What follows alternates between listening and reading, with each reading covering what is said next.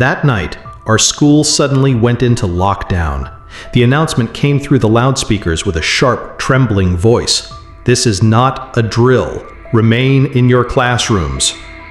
At first, I thought it was one of those usual security exercises we had gone through before. But when I noticed the look on my teacher's face, pale and terrified, I realized this was something far more serious. Someone had been spotted entering the building, someone who wasn't supposed to be there. And now we were trapped inside with them. I sat frozen in the back row as the lights in the hallway flickered off. The air felt heavy, like the walls themselves were listening. Every sound echoed far too loudly in my ears. Someone shifting nervously in their chair, the faint creak of the floor beneath us. And then, out of nowhere, footsteps. Slow, deliberate, heavy steps moving down the corridor outside our classroom. My breath caught in my throat, and I could see the panic spreading across my classmates' faces like a silent scream. The steps stopped right outside our door. For a moment, the silence was unbearable, so thick it felt like pressure in my skull. My teacher raised a trembling finger to her lips, signaling us to remain completely still. I prayed whoever was outside wouldn't try the door handle. I could hear faint breathing, muffled yet undeniable, like someone standing only inches away. Seconds felt like hours, until finally the footsteps moved on, fading deeper into the school's endless hallways. Relief swept through the room, but it didn't last long. As the air settled again, another sound rose from the distance. A soft, low hum. At first I thought I was imagining it, but soon the notes became clearer. It was the sound of a piano playing, each key pressed with deliberate slowness, echoing through the building. The thing is, the music room was on the far side of the school, and it should have been locked, completely empty. My stomach dropped, because everyone in the room realized the same thing at once. Someone was playing it. The melody drifted through the air, unsettling in its calmness. It wasn't a happy tune or something familiar. It was slow, dissonant, and almost mournful.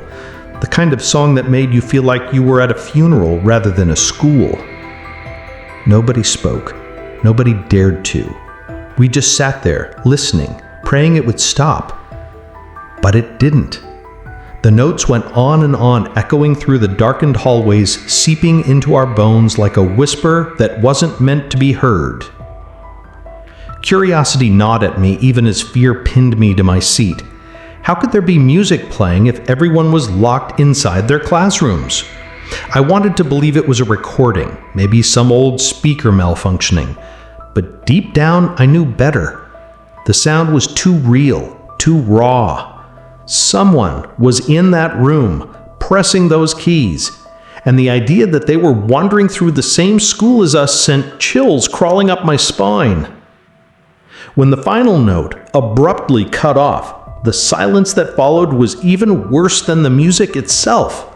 For a long moment, we all just stared at one another, waiting, listening for whatever might come next. My teacher's face was white as chalk, her hands clutching the desk like she was trying not to tremble. And then, faintly, we heard it again. The heavy footsteps returning, this time moving closer, echoing back toward our hallway. The footsteps grew louder, closer, until they were once again just outside our classroom door. Every breath in the room went silent, every muscle locked in fear. The doorknob rattled gently, just once, like someone was testing it. My heart nearly burst out of my chest. The lock held, but that sound alone was enough to make the girl sitting 2 seats away from me start to quietly sob. My teacher quickly wrapped an arm around her, shushing her desperately, terrified that the noise might draw attention. And then, as suddenly as they had come, the footsteps retreated.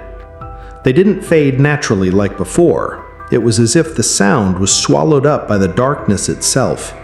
For a few seconds, none of us could tell whether it was truly gone, or if the person, or whatever it was simply standing in silence, waiting. That uncertainty was worse than anything else. I couldn't tell if we were safe or if the figure outside was only toying with us. Just when I thought the nightmare might be over, the music began again. The piano keys echoed down the hallways, louder this time, almost urgent. Each note pounded into my skull, shaking me from the inside. My classmates looked around nervously, some clutching their hands together in silent prayer. But what made my blood run cold wasn't just the sound of the music. It was the fact that it seemed to be moving, traveling closer, as though the piano itself were being dragged down the corridor toward us. The absurdity of the thought made me doubt my own senses, but I couldn't shake it. The melody was clearer than before, and I swore it was coming from somewhere much nearer. One of the boys near the window leaned closer to the glass, his eyes widening in horror. He mouthed something none of us wanted to hear. "The lights are on in the music room." That room had been locked. Nobody was supposed to be there. Yet we all knew what he saw was real, because the song grew so loud it nearly drowned out our thoughts. Suddenly, the hallway outside erupted with a deafening bang, like someone had slammed a locker door with full force. The sound reverberated through the entire building. Everyone in the room jumped, and a few students screamed before clamping their hands over their mouths in terror. My teacher frantically gestured for silence, but it was too late. The sound of our panic must have carried because the footsteps returned, running this time, pounding down the hallway with unnatural speed. The door handle twisted violently. The metal squealed under the pressure as if it might snap at any second. We all pushed back against the walls, trying to put as much distance as possible between ourselves and the door. The pounding footsteps were accompanied now by heavy breathing, ragged and animalistic, echoing just beyond the thin barrier of wood. My teacher, with tears in her eyes, mouthed the word "stay quiet," as if those two words were the only thing keeping us alive. Then, as suddenly as they had come, everything stopped. The handle stilled. The breathing ceased. Even the echo of footsteps faded into nothingness. For several long minutes, we sat in absolute silence, not daring to move or speak. Eventually, the sound of police sirens filled the night outside, and through the classroom window we saw flashing red and blue lights sweep across the walls. When the officers finally opened our door and guided us out, the hallways were empty. The music room was locked tight, and yet the piano cover was raised, and the keys were still warm to the touch, as if someone had been playing them only seconds before. It happened during a late evening practice at my high school gym. I was part of the basketball team, and we often stayed after hours to train. That night, as we were wrapping up, an announcement blasted through the intercom. "Lockdown. This is not a drill. Find the nearest secure area immediately." None of us had ever experienced a real one before, so confusion filled the air. Our coach ordered us to huddle together in the corner of the gym while he locked the main doors. At first, we laughed nervously, treating it like an adventure, but the tension in his face told me this was no game. The gym was massive, and with the lights dimmed, it felt like a cavern. The sound of the metal doors clicking shut echoed endlessly. We sat quietly on the cold floor, the squeak of sneakers and faint breathing bouncing back at us. Somewhere outside, faint footsteps tapped against the tile. Too far away to be certain, but enough to send chills crawling over my skin. My coach pressed a finger to his lips, reminding us to stay silent, though every second felt heavier than the last. After several long minutes, the gym grew oppressively quiet. That's when we heard it, the slow creak of the bleachers shifting on their own. We all turned toward the sound, but nothing moved. The wooden benches stood empty, stacked against the wall, yet the groaning noise of weight pressing down continued, as if someone or something was sitting there, watching us from the shadows. My coach clenched his fists, but didn't move, maybe afraid of what we might find if he checked.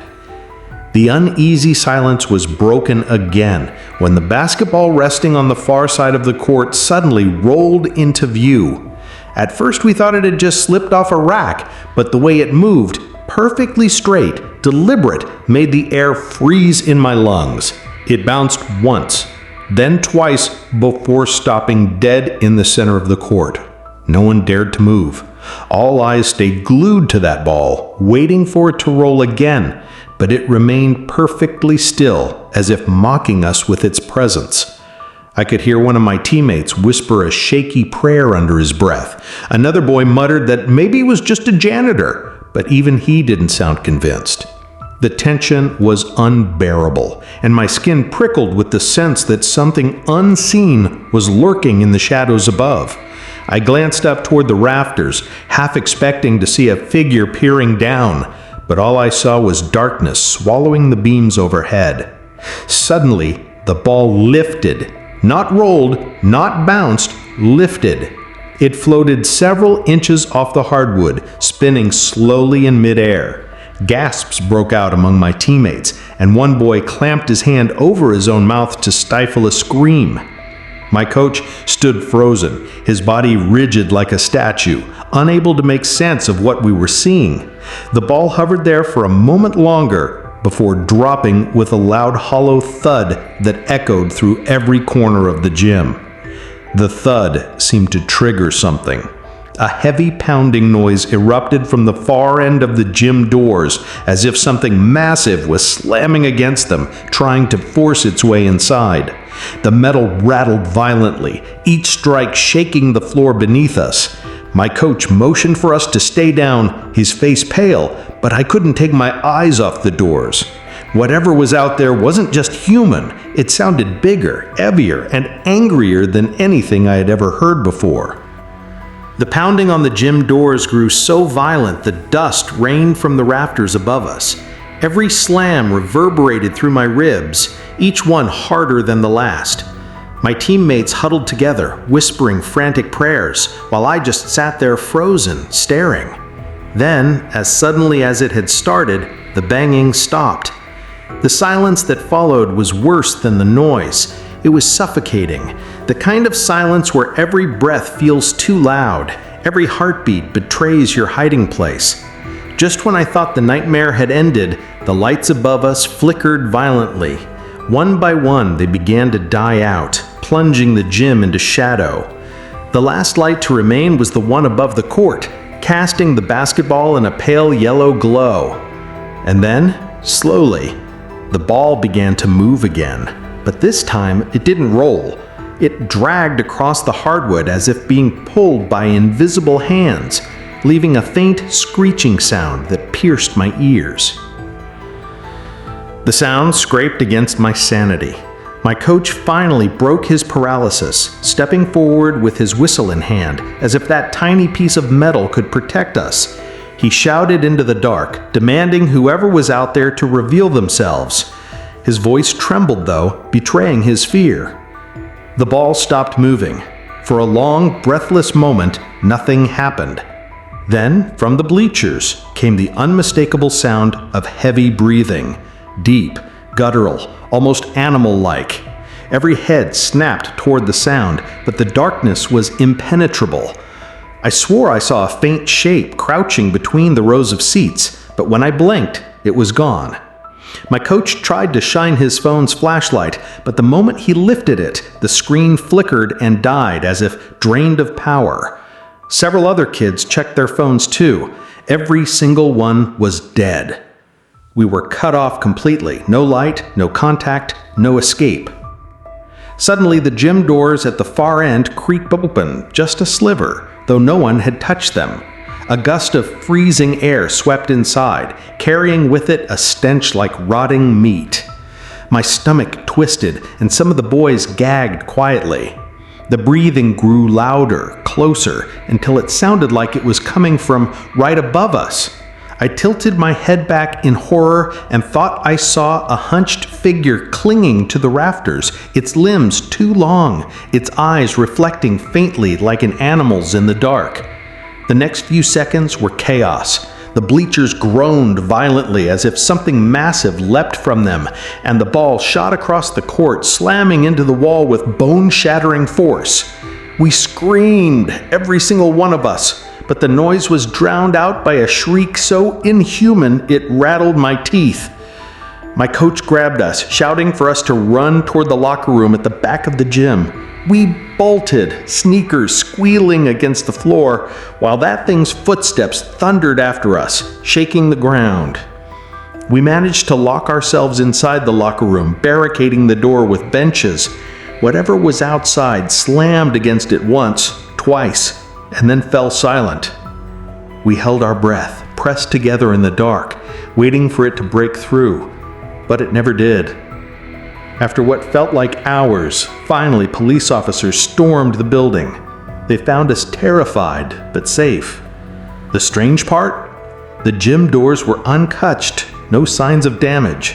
Yet the floor bore deep gouges, claw marks carved into the wood, marks too large for any human hand. It was late evening when the lockdown was announced. I wasn't a student this time. I was the night security guard at the school. Most of the staff had already gone home, and the building should have been empty, but the local police called me, warning that someone had been seen climbing over the back fence. My job was simple: stay inside, secure the doors, and wait until they arrived. I had done countless night shifts before, but that night felt different. The air was unnaturally still, heavy, like the entire building was holding its breath. I made my way through the hallways, flashlight in hand, locking every door and double-checking the windows. My boots echoed loudly against the floor, the only sound in the silence. I tried to convince myself it was nothing, probably just a prank or a homeless man looking for shelter, but the way my skin prickled told me otherwise. I had walked these halls hundreds of times, and yet every shadow that night felt deeper, every corner darker. As I passed by the library, I heard a noise above me. At first it was faint, like a whisper, but then it became clear. Footsteps, heavy, deliberate, moving across the roof. My heart jumped into my throat. Nobody should have been up there. Access to the roof was locked tight. I froze, listening. The steps moved slowly, pacing back and forth as if whoever or whatever it was knew I was down below and wanted me to hear it. I pressed my radio to call dispatch, but all I got was static. I tried again, twisting the knob, but nothing came through. The silence of the radio was somehow worse than the footsteps above. Swallowing my fear, I decided to check the roof access door near the science wing. My flashlight beam shook as I walked, the sound of the footsteps following me from overhead, never rushing, always matching my pace.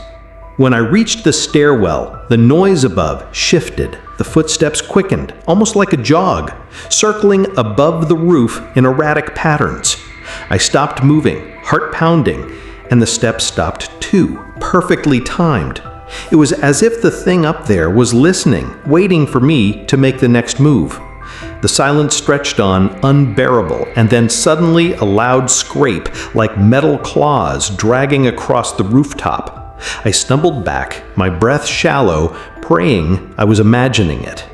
Forcing myself forward, I climbed the stairwell toward the roof access door. My hands trembled as I tried the handle, but it was locked from the inside, exactly as it should have been.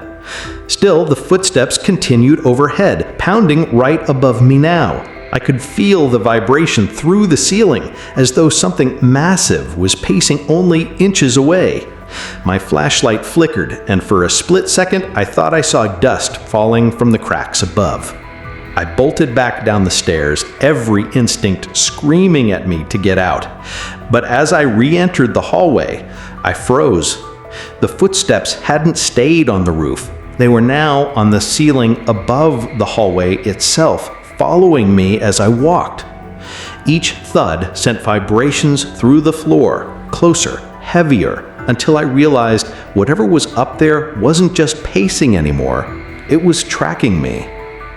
The sound followed me no matter where I went, Every hallway I entered, the footsteps mirrored me from above, pounding against the ceiling with slow, steady rhythm.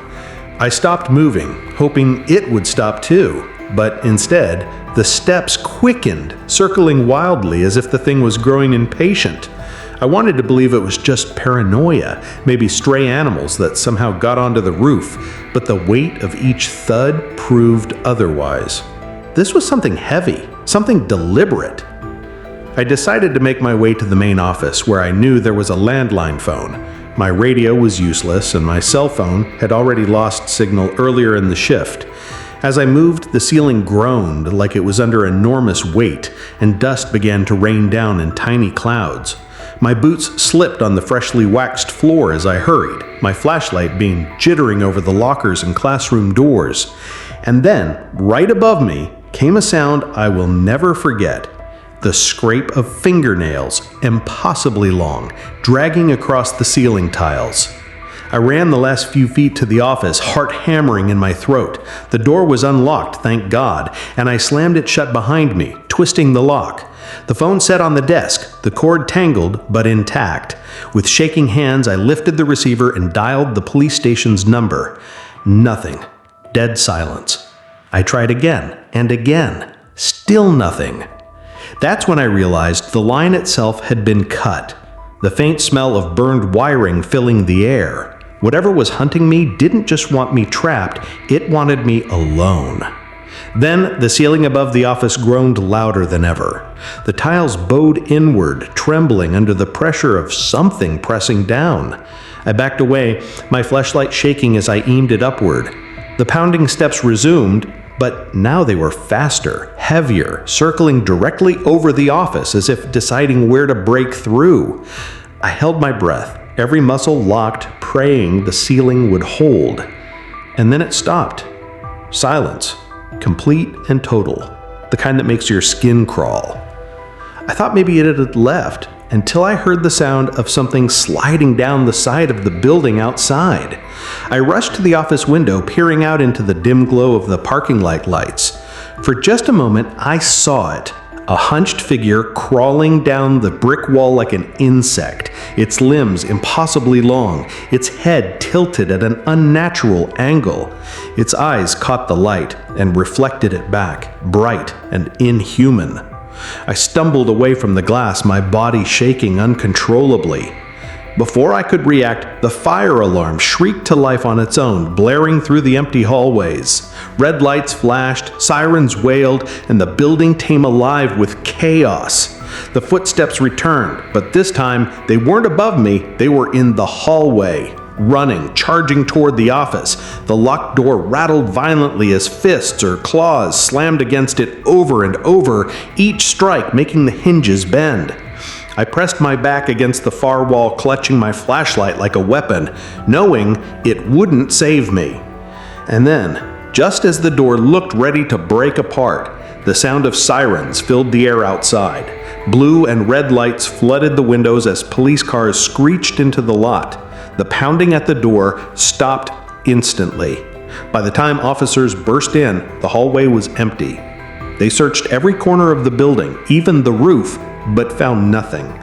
The only evidence was the ceiling tiles in the office, bowed and cracked, and the deep gouges clawed into the brick wall outside. To this day, I never take another night shift again, and whenever I hear footsteps above me, I still freeze, praying it's only in my imagination.